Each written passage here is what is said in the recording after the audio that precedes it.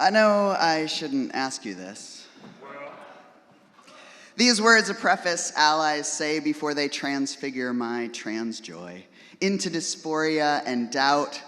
Consciously biased people speak loud. The words typically whispered behind my back. I know I shouldn't ask you this, a pastor's wife stated as she grabbed my breasts. As she squeezed and proclaimed, "It's a shame you don't like these, they're amazing." I know I shouldn't ask you this, said the voice in line for coffee after church. What's it like having a penis growing up?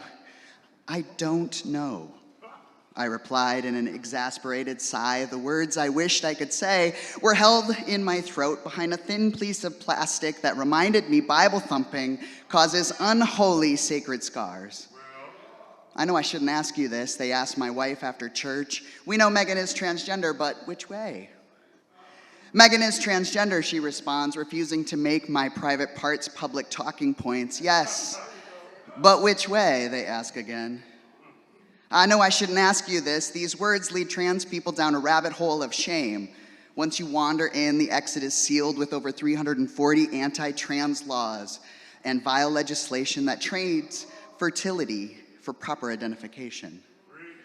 I no longer fill the silence of your awkward words because my oversharing makes the harm deeper. And I was told I should not be killed by 1,000 paper cuts.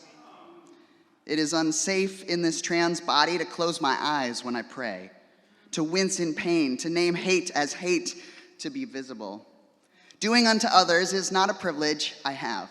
So most days I silence the words I know I should not ask. So in a sacred act of claiming my own name, I know I should not ask you this. But has anyone ever lied to you and told you that God does not love you? If the Bible must be thumped, let us thump it in ways that prioritize the poor, the lost, the lonely, and the forgotten. Let me hear in this holiest of holy, this sacred room that for decades has proclaimed unconditional love, here in this building where the first trans organization met, in the corporation where pastors testified in court, paving a legal path for trans rights. Let me poetically ponder a few liberatingly biased questions. I know I should not ask you this, but how can God be present in water, wine, and bread, but not in the hearts of trans people? On the day we remember Jesus' journey from the graves into the political arena, sashaying publicly, unafraid, on a donkey, let us also remember the very next day when a gender nonconforming man carrying water owned the house where the Last Supper took place.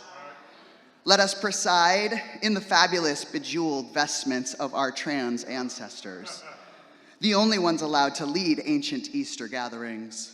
Let us be bold like the Ethiopian eunuch, the first person after Jesus' death to be brave enough to ask to be baptized. I know I shouldn't ask you this, but are you ready to celebrate trans liberation without apology? All right. Then speak up. Guard our bathroom stalls. Assume we pray. Celebrate our lives. Learn our names before our deaths.